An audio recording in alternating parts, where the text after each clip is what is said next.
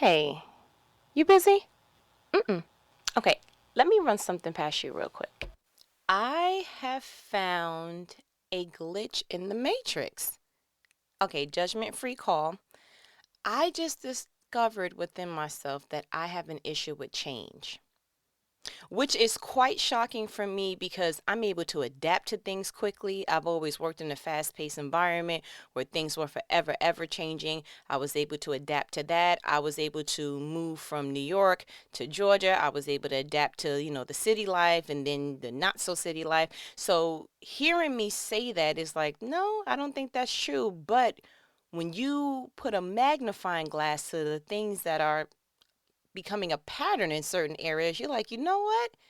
I think I'm going to have to identify the fact that either A, there's a issue with change, maybe on a simplistic level, not just overall changes getting the, knee jerk reaction, but you may have an issue with change or the fact that you don't know how to take off your cape. And let me tell you where I'm going with this. So a couple of years ago, I remember my aunt calling me and I was exhausted. And she heard it in my voice. She was like, "You okay?" I was like, "I'm just tired." It must have been a Sunday or maybe after Thanksgiving or something where it was just a ton of dishes, right? And so she was like, "Well, go to bed." And I was like, "I can't. I got to clean this kitchen." I was just dreading the whole process. And she was like, "Use your dishwasher." And I was like, "Dishwasher?" She was like, "Yeah." I was like, I don't know how to use it." Now, mind you, just told you I'm from New York, right? I don't think Matter of fact, no. The only time that I saw a dishwasher was in one of the apartments we lived in as a child. Um, but when my mother got a house, we didn't have a dishwasher in the house. So, quite honestly, I never really fathomed the thought of, oh, let's use this. I didn't know how to use it. I never saw it used. And every apartment that I lived in New York didn't have a dishwasher except for one. Shouts out to Left Rack City, Corona, New York. Hey. Yeah, but it didn't have one. So when she was like, yeah, use the dishwasher, I was like, oh, okay. So I put, what do you think? Right, dishwashing liquid in it. And I had to call maintenance like, the floor is flooded with all these soot bubbles and what did I just do? I'm not having a concert in my kitchen. What's happening here? And so I had to learn. Oh, it's a dish pack for this? And then you have to, okay, so how do you, like, I literally needed like a YouTube tutorial on how to use a dishwasher. And I'm like super duper an adult now, right? So fast forward maybe a day or two ago, my daughter's hair has gotten out of control in length, right? Every mother's dream, or at least mine, was I wanted a daughter with nice, long hair so I can do those nice hairstyles, either braiding it or cutting it up. I think as a mother, low key, there is something prior to having a daughter where you're just like, oh, I'm going to be doing her hair. It's going to be bows. It's going to be this. And then you get a daughter and you realize, I don't like doing hair. Or either one of y'all decide that either you're a mother that you love doing hair and your daughter's like, no, have a nice day, or it's reversed. In my situation, my daughter is super tender-headed. She has a completely different texture than mine. Her hair is super duper curly. It is super duper long. Like, when she's in the bath, her hair is hitting waist length. Like, yes, she can sit on her hair when it's straightened, out of control. She's hated her hair being washed from the infant level. I used to be on the phone and people were like, "Up, I already know that cry. Are you starting to wash her hair?" And I'm like, "Yes." They're like, "Call me back," because she's hitting all kind of soprano notes and they just wasn't interested. So fast forward, she's 10 now, right? And every weekend that I have to wash her hair or style her hair or what have you, the whole household knows it has to be a complete level of silence because the scream to her being okay ratio is so low. I need a paraprofessional to help me with her hair. Like, seriously, it's out of control. And once again, I spoke to my aunt and I'm like, listen, The lady that you go to, that's the hairstylist, listen, when you go, you got to take her with you. I'll send snacks, I'll send help, I'll send whatever funds that need to equate to that level of help. But I'm not doing her hair no more. This is the last time. I'm not doing it again. And you know what my aunt said? Oh, I would have been done that. She has too much hair to be doing, trying to do by herself. Excuse, excuse me. And I was like, why didn't you say something to me before? And so in both situations, once again, I realized maybe that wasn't an option for me to send my daughter to go get her hair done by someone else, because my mother did my hair every weekend or every other weekend. I've never went to a salon as a child because my mother couldn't manage my hair. I think there was one time that she was like, okay, I'm gonna go get your hair straightened, because she was using those real cheap plastic combs, and my hair was a thug, so she would be combing and the comb would be breaking, and she's like, I can't, it's too thick. I don't know what to do. I think one time she sent me to the salon, and the heat from the curling iron or the flat iron, whatever they were using, it burnt the back of my ear, and she just vowed, like, no, we're not doing that again, and that was it. But I was teenage or pre-teenage at that point. But all throughout my childhood, I've never had it where someone else was getting paid to do my hair. So I've had the idea, or I stood by the notion of, that's a mother's job, right? Or somebody in the family, because my aunt has done her hair before. She goes over there, what have you. And so it just brought me to this topic of, like, take off your cape. When things are changing and you're starting to see, okay, this load is getting heavier, take off your cape. At one point, yes, I can go ahead and just put my daughter in, the baby bathtub, and she'll scream, but it's okay, because real quick, put the little, no tear shampoo, body wash, hair wash situation on her hair. You go ahead and you boom, boom, boom, and you're done. It's a different story when your hair is waist length and you're screaming because you can't take your scalp being manipulated at all. I don't know how to detangle her level of hair. I've tried every product. And so I think, if I'm honest with myself on this phone call, I was starting to feel like I was the issue. I was the failure. How do you not know how to do her hair? And it wasn't that I didn't know how to do her hair. I didn't know how to do her hair to the level that it didn't cause her pain and discomfort the way that it was. Because I didn't have that issue. My mother corn braided my hair. She did all kind of stuff. Her hair is different. So I went to beauty salons and was like, hey, showing them pictures, like, see her hair. What do I do? She's super tender headed. What do I need? Okay, this is going to cost $40 to $50. I'll go ahead and try it. I've asked friends who has her texture hair, and I'm like, hey, did you cry as a child? She's like, absolutely. I just got hit and I got through it. Like, well, I'm trying to do something different, change up the matrix a little bit, if you will. But I would have, if I'm honest with myself and honest with you on this call, I would have continued to do her hair and just had it where every other weekend my joy was getting stolen. Because I tried different things, like, maybe, you know what, maybe I don't need to do it every week. Maybe I need to do a style, protective style or something, where it lasts 2 weeks. And then one time I pushed it to the max. I was like, 3 weeks. I'm just going to brush up her edges and she'll be okay. And by the time I got to her hair, it literally felt like it all became dreads. Because the curliness thereof, I'm just like, oh, yeah, I'm not equipped for this type of level. But again, it brought me to, why don't we sway and healthily flow with the fact that things are changing? So I started thinking about different other things. I'm like, are there business entrepreneur personnel, individuals, where the business is starting to pick up, but you've been so used to doing things by yourself?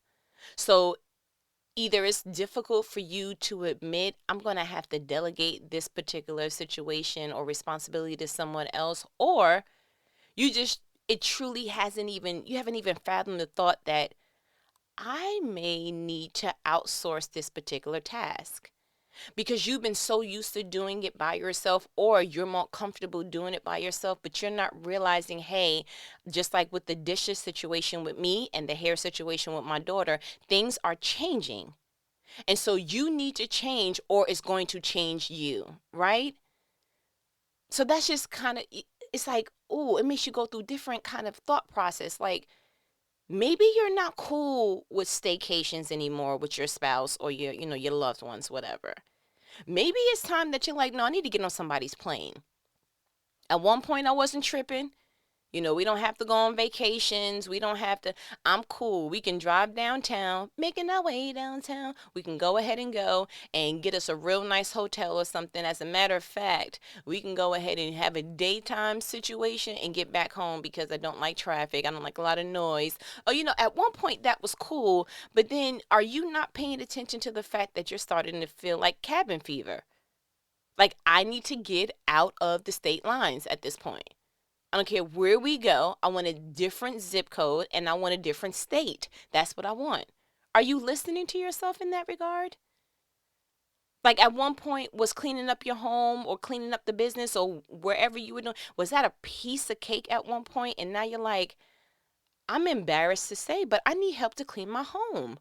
I hate to do it, and I'm not trying to be one of the celebrities where it's like the maid is coming and the service is coming on Thursdays, but you're starting to look around like, listen, the way that my business is taking off, the way that my schedule is, I don't have the time. I hate it, to clean my home. I'm gonna need some help.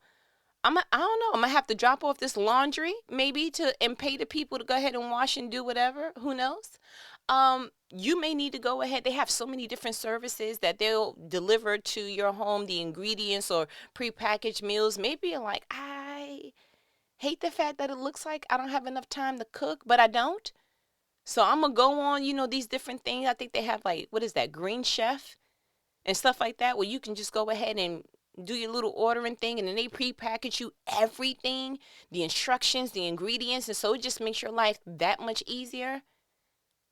Can you take off the cape if you realize, hey, I need some help in here? Like, at one point, you're looking at your children like it was super duper easy to raise you. Once you started sleeping through the night, oh, it's a cakewalk.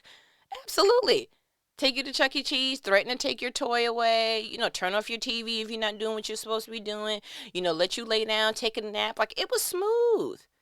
Now you're reaching a certain age, coming into your personality. I'm not too sure how to raise this type of child. And so you may need to ask for help. And not in a complaining way, like, oh, I can't, if my son one more time. No, maybe you need to go ahead and outsource maybe another man, maybe a family member, friend who has maybe a kindred kind of, personality. I remember when my daughter was going through her little fibbing stage, I called my friend and I was like so irritated. And I was like, I don't understand, this, that, and the third. And as I was on the phone with her, God bless her, shouts out to Ebony. She was like, she started looking up certain things and she was like, well, how are you asking her questions? Because the research that I just did, I'm like, research in 5 minutes? God bless you. She was like, children are prone to telling fibs if they feel like you back them into the corner. So maybe instead of saying, did you brush your teeth? Because that pretty much puts her in the corner like, ooh, if I say no, it's going to be World War IV. If I say yes, that won't get me in trouble. It's like, you see what I'm saying? You pushed her into the corner and now she doesn't have an out. But if you rephrase that question and say, hey, if you haven't yet, go brush your teeth. That way she's pulling out the element of, oh, I'm not getting in trouble. So if I didn't, I can really go in there and just go ahead and brush my teeth. And if I did, I can say I did. But the element or the option of getting in trouble is not there. And do you know, without her saying that, I didn't even realize that. And my daughter is my second child. So you would think, oh, I know how to raise kids. Yeah. But I didn't have that fibbing issue with my son. My firstborn didn't give me that issue. He was actually, he was such a truthful child that prior to me knowing something, I remember verbatim, he came home one day and just started giving me all his electronics and his favorite toy. And he was like, I'm on punishment for a week. I'm like, what happened?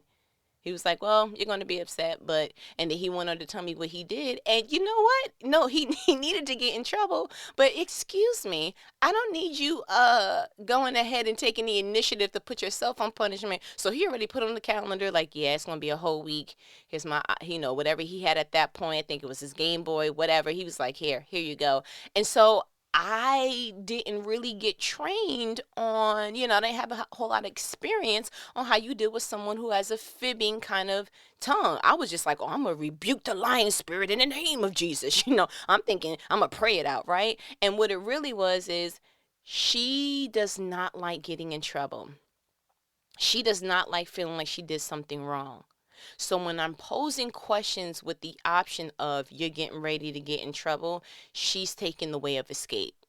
She's taking the biblical route. She's like, which one is not going to get me in trouble? I don't care if it's truthful or not. Which one is not going to get me? Okay, so circle. That's the one I did. Yeah, absolutely washed my face. I don't care if you see the drool lines on my face because I absolutely washed my face. Yeah, that's what I did. And so are you in that place? Are you in that place of feeling like, listen, I've been doing this particular thing for so long, I don't need any help in this area? Maybe it's your fifth kid. Maybe it's your second marriage. Maybe it's, this is your fourth time, being promoted in your job. And you're like, excuse me, I got this. Could it possibly be time for you to take off your cape? I mean, just a question, just kind of like, is any part of this kind of making you go, you know what? I kind of, because I don't believe that age equates to experience. I believe that life circumstances equates to experience. And I feel like the more that we allow people in to be our co-teachers, the wiser we become. And so we steal that kind of experience under our belt when we have this mindset of, I got it. Or when we don't adapt to the posture of being a forever student to every situation. And one of the key indicators that, yeah, you may need some help is the fruit that is bearing from this situation. And all of the situations I just named, the underlining, blaring alert going off, alarm, mayday, mayday, the red flashing was there was an issue with peace. There was starting to be this feeling of overwhelmingness, right? And so it just became to the point that it's like, I got to do something different. And sometimes you don't know how. You just are really clear something different has to happen because what was once easy is not anymore, right? Like, what was the car or the house? Like, is it becoming more expensive and more uncomfortable? And you're kind of just like, well, you're going back and forth with, do I downsize? Do I sell this car or house? And you, at one point it was easy. Oh, that's what it costs. Okay, great. And then that interest started kicking in. And then the economy did what the economy did. And for whatever the reason, what was once a piece of cake is now not so much. Remember what I said. Anything that starts to feel overwhelming, in my opinion, is truly an indicator of something has to change. Because I truly feel you have to. Sometimes we don't allow ourselves to have a way out because, like I said, with my daughter's hair, I feel like a mother should do her child's hair. Not that that's law, but that's what I saw. So to me, that's just, that's what needs to be done. And I had to just remind myself, excuse me, ma'am, even Jesus needed help carrying his cross to Calvary. Like on his way, he was carrying the cross to Calvary, he started to get weak. So that means that at some point, the cross wasn't super duper heavy. It wasn't unbearable. He was carrying it. But at some point, the weight of that started to take its toll, right? And so the soldiers went ahead and was like, hey, Stephen, help him with the cross. And I want you to hear that again, because that just spoke to me while I said it. At some point, Jesus carrying the cross was easy, or it wasn't overbearing yet. But as he continued in his mission on his particular journey, the cross became overwhelming. And so he needed help. If Jesus needed help, can we just get to the place that we're like, okay, so things have changed. I need help. I remember when I was listening to a sermon by T.D. Jakes, and he and his wife had 5 kids, right? Really, really close in age as well. I think offhand, Cora and Sarah, I think they're about a year or two apart. So, and that was like firstborn, second, like, yeah, they had a bunch of kids really, really back to back. Like, yeah, that was interesting. And so he was saying, when he was raising the 5 kids, God gave him what was needed to raise those 5 kids. But he was like, I don't have that same tenacity when it comes to my grandkids. I'm very clear when it's time for them to go home because my nerves is bad. I can't take it. And, he's done.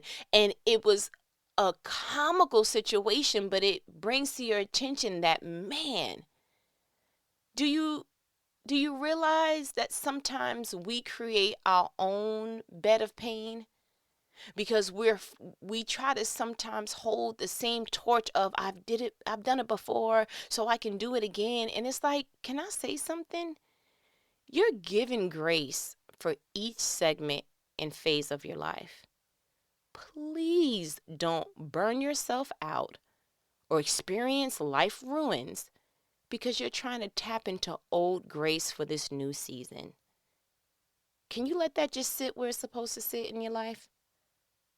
So the challenge that I want you to have, because I want to have thought-provoking conversations where you take the information and not just hear it and go, wow, that was a good phone call, and then you hang up. No, no, no. I want you to apply it because we're all striving to become better. We're all striving to become better than our yesterday selves, our 10-year ago selves, so that 10 years from now, we'll look at ourselves and go, wow, look how much you've grown, right? And so the challenge I would like for you to do is go back and ask yourself, just do a quick evaluation of your life and say, where in my life am I tapping into old grace? What has become a little bit overwhelming that I either have not paid attention to because there's a lack of awareness there, or I'm trying to reject it because I feel like, no, this is how it should be done. Where do I have that mindset, and how can I go about implementing help? As simple as a dish pack, I felt so much better. Guess what? Washing dishes, no. Throw it in the dishwasher, have a nice day. Unless I'm trying to be cheap, then then we're gonna hand wash just a little bit. But yeah, as far as my daughter's hair, yeah, immediately I have made a decoration to myself. I don't care how you got to rearrange the budget, but her hair will be a part of the budget. I don't care if I got to take it from the grocery bill. I don't care if I have to take it from me skipping a month of getting my nails done. That girl's head will be done by somebody in the professional realm, okay? Because I refused to walk around and try to wear this cape, and inside I am burning my candlestick on both ends of the stick. I'm not doing it. I'm not causing myself. I'm not going to find my own kryptonite. You see what I'm saying? That doesn't make any sense. That's not wisdom at all. So where in your life could you possibly delegate? Find a new way of doing. Google if you don't feel like, well, I don't really have anybody who can kind of help me or give me a different insight or perspective in this matter. Okay, then Google it. Freaking go on Quora.com. Quora.com. Go ask a question. You know how many people just answering questions just because? You never know. But you owe it to yourself to get a different insight so that you don't have to keep feeling that way inside. Do you see what I'm saying? So I want you to go ahead and apply that and really have a true assessment. It may have hit you immediately during this phone call. You're like, I don't even need to ask Quora.com. I'm going to go, I know exactly that one thing right there, and I'm going to go ahead and I need to attack it. It's just time. Because what's the sense of living if we already know there's going to be challenges and things like that. I mean, what's the sense of living a life that you don't even want to find peace in certain areas? Don't Please don't live the life where you are the reason you're not peaceful anymore. If things are changing, then you need to change too. Just get into alignment with the new gear or shift or whatever that your life is taking. Okay, at one point that worked. Guess what? It's not working again. You know how ridiculous it will look if you're like, no, I want to wear this one shoe for the rest of my life. For the rest of your life? Okay, well, that may not work when it's raining. That may not be appropriate for a wedding. That may not be good if you want to go for a jog real quick. You're going to wash clothes and go grocery shopping in that. But then what happens when you have to go to the family reunion? Like, let's just be a little bit more fluid. Let's give ourselves a little bit more, inches on the rope, if you will. Can we be kinder to ourselves by implementing a new way of doing something? Can we take off the cape together? And I'm saying this literally like a we thing. Like as we are talking, I am unraveling my cape at the neck like, okay, it's time to let it go. Yeah, I have to lay it down. And that doesn't make you weak. That's not an indication that you're not strong. That's an indication that you've become wise. Wow, you figured out another way to keep your peace and still do something with a level of excellence? Oh, look at you working smarter, not harder. Isn't that what it's all about? So, okay, I'm confident that you got what you needed. I'm confident that in this conversation, God has said what he needed to say to you, and you need to go ahead and be obedient and do it. And when I call you back, I'm going to ask, because if you're talking to me and I hear any signs of capage, I'm going to tap you on your shoulder and go, what's this? Yeah, this cloth on the back of your neck. What's this? I'm sorry. No, it's not a backwards handkerchief. Don't try to get cute. What is it? And I'm going to call you out. Okay? So, as my good nanny says, all right, I ain't going to hold you. Go ahead and take off your cape. Don't fold it up. Don't put it away. Don't try to, I'm going to just put it on the bookshelf. No, give it to the Goodwill. You're done. Okay? All right. I'll call you back later. Yeah, because I'm going to look in your window, and if I see the cape, we're going to have an argument. No, we're going to have our first argument, point blank, period. I'll call you back later. Mm-hmm. Later.